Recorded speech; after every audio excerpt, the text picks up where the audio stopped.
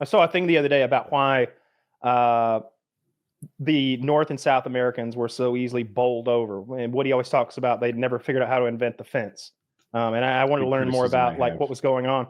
What actually went on in part, there are no domesticatable animals in North or South America other than the llama in extreme South America. Horse? There are none. The horse isn't from North or South America. It's from Europe. It was introduced in the late 1500s, early 1600s by us, along with smallpox. No domesticatable for farming, or like there were no dogs or anything. I don't know about dogs. Well, but you don't eat dogs. You know, they sort of help you. Well, you domesticate them, but okay. Yeah. I don't understand that though. Like, we're humans. We can't figure, because I've heard that shit where it's like you can't domesticate zebra, and it's like, have we really tried though? Yes, like, really, thoroughly. Zebras have this defense mechanism. When you try to lasso them, they instinctively duck. It makes it really hard to lasso a zebra. But other than that, the hardware inside of a zebra's head is not horse hardware. Are they dumber? They're wilder and more petulant and less. And also their group structure is completely different. The way a horse herd works, you have the head stallion, and then his girl, and then their kids behind them. And then behind that will be like the betas and on and on and on. There's a very strict hierarchy. So when you tame the leader of a horse herd and you ride the leader, you become de facto the leader. So they'll all just follow you back home anyway. They're because of that structure, they're very easy to domesticate. There's only been 13 animals domesticated by humankind, I think. And that's only if you include the silkworm and something else, the honeybee. I don't count that. Those are kind of cheap. Well, honeybee can count. Silkworm, come on. It's going to make silk no matter where it is, right? well, you got to like get a bunch of them together to have the amount of silk that you would need to create a garment. Yeah, they're not going to fight back. I wonder though, if they. I know when Taylor first started talking, it was like I'd seen a YouTube video about domesticating zebras, and the YouTube video basically said they're such assholes that it's hard to get that out of them. They're scared to death. Horses are frightened. They don't hold a candle to zebras. Those things are just in a permanent stage of like backed into a corner rage sort of animal. Okay. But what if we like selectively bred the nicest ones for generations and generations? I mean, wolves aren't that domesticatable until they're dogs. Yeah, I totally like if they selectively did that for generations, we could absolutely get zebras to calm down a little bit and still keep them strong enough to like pull plows, like for sure. How would it would be work? They're dope. Well, why haven't we tried it yet? Though is the question. We have. They failed. Like if it were possible, it would have been done. Dude, we've been to the moon and we have nukes. There's no way we've tried and failed. Can we slip this funding past Doge Think about the last 100,000 years. I'm okay. We slip this one in. We take some of that Iraqi Sesame Street money. We funnel it into zebra. I'm down. Oh, I gotta say that Trump said that there was some money going to transgender mice. So it's fucking stupid. Transgenic mice. And but are you sure? Yes. It's transgenic mice. It's mice experiments that are over my head because it's science shit. And whoever's working for Trump who was like, here, sir, here's another one. They got transgender mice. Like, did you just misread or are you just misleading on purpose? Like, which is it? You have a list of 100 ridiculous things and you have to make one up. And the worst part is we cut the funding for the transgenic mice, and I think they needed it.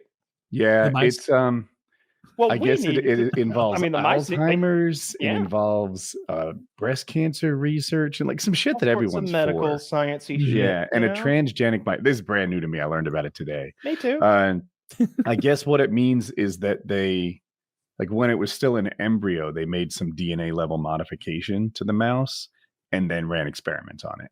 It's not about mice that identify as women or anything like that. Like you did give you see it those woolly mammoth mice? Did you see the woolly mammoth mice, Taylor? Yes, I did see the woolly mammoth mice, and that I'm a big fan of. Scott, where do you come down on bringing back ancient animals? I mean, I think it'd be cool to see a woolly mammoth. Exactly. What do they like? Make a mouse into a woolly mammoth using like genome shit? I think they had to figure out the woolly part first. So they got some woolly mice, which means eventually we can use some of that mammoth DNA we have to make some cool ass It mammoths. just looks like they brushed it backwards and called it cool. I Come don't on, know. you can see before and after. He's all woolly now. This is like That's adorable. it's when like I pet my dog the wrong way, he's halfway there. it's not mind boggling, but it's the beginnings of progress in the woolly thing. Yeah, I like that. There's been an ongoing. There's two different things they're doing. They're trying to bring back the Tasmanian tiger, and they're also trying to bring back the woolly mammoth. They have DNA from both of them. But I've seen them explain how. I'm good with both of those. I don't care about, like, if they brought the dodo back, I wouldn't even stop by that exhibit at the zoo, like some boring bird that doesn't. Apparently, they're incredibly friendly. Like you could just walk up to one and pick it up, and then carry it back to camp. Like it was a domesticated chicken that lived in the wild, basically. A big fat one, though.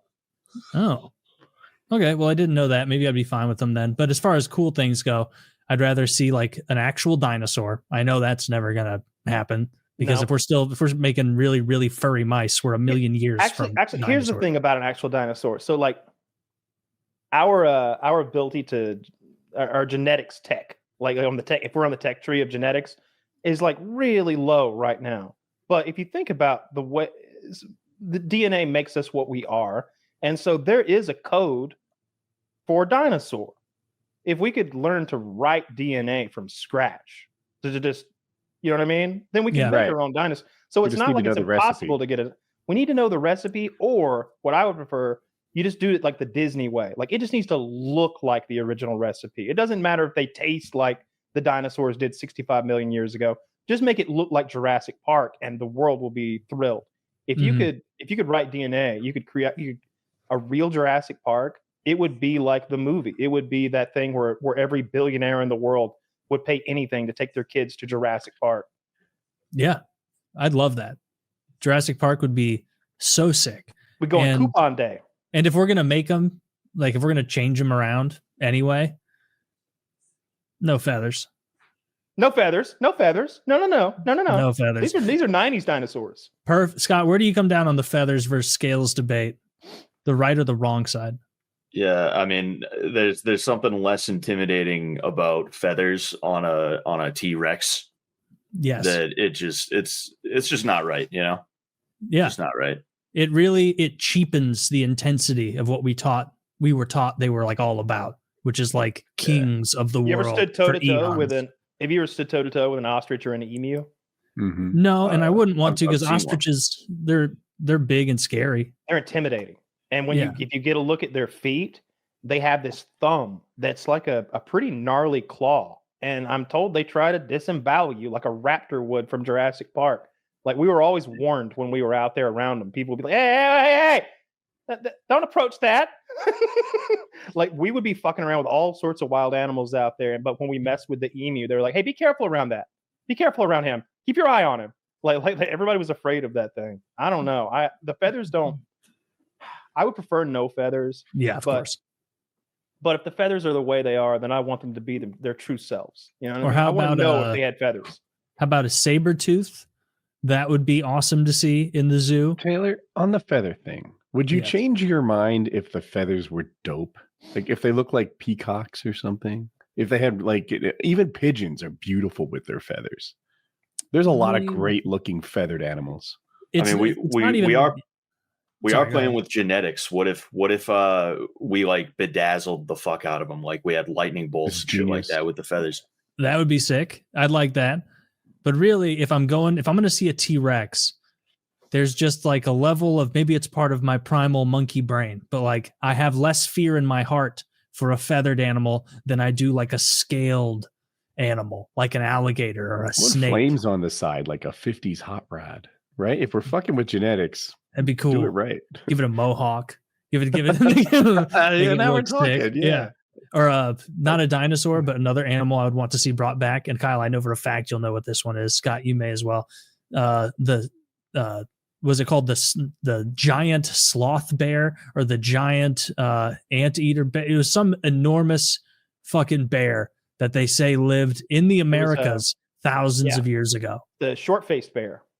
Short-faced bear. The short-faced bear. There's actually a supposed certain sort of modern human interaction with a short-faced bear or a short-faced bear hybrid, perhaps. I can't remember what they call it. They call it like McAllen's bear or something. After the guy who shot it, but it was like 1880s, and he shot a gigantic blonde bear, and no one knows what species it was exactly. And people have often thought that maybe it was an ancestor of a short-faced bear or a short-faced bear hybrid. They were enormous, like way, way bigger than a grizzly. There's if Zach can find a picture of like the short-faced bear, like compared to the grizzly and compared to a human, it's shocking. We would have dealt with those things when we were crossing the Bering Land Bridge from Russia over into North America, and it's presumed that the short-faced bear is a big part of why humans didn't make it here sooner. That they had to contend with short-faced bears on the Bering Land Bridge and up in like what would have been the Aleutians and western Canada, all up there around that area. A 2,000-pound bear that's like 12 feet tall. Yeah. Like that's like there's no like if that sees you in a boat, you're fucked. How do you guys feel about hunting the new old animals? I'm fine with it as long as we make enough. Yeah. So I like that idea. I've known some people out in Texas who have those big game ranches. And at first I thought that was kind of lame because I grew up hunting, just going out into woods and looking for deer. And what they do is they import wild game from all over the world and they fence it in Texas. And then people pay to go out there and shoot them. But it turns out that funds conservation efforts. And without the money that comes in from raising a few for hunters to kill, you don't have the money or the impetus to preserve some of those species of antelope and such that only exist primarily now in North America. Like some of those species are so endangered that there aren't any more in Asia or Africa, or maybe there's a few dozen. But then there'll be like 3,000 here that some guy's raising in Texas to shoot. And they'll be like, you can't shoot them anymore. And he's like, all right, well, I'll slaughter all 3,000, I guess. Like they were here to be paid to come and shot. I'll put whitetail or caribou or something in there now. Yeah. So I'm down with hunting them. Yeah. That might be the only way to keep them around. I would want to hunt a velociraptor. There's a certain danger with it too. You know, like you fence caribou in and it's like, okay, it's just caribou, but like you'd be entering the arena to have to shoot a short-faced bear. You'd need like a fucking anti-tank rifle circa like World War One. That PTRS. Yeah, the PTRS. Remember that thing from World at War? Yeah. Quick scoping with the PTRS.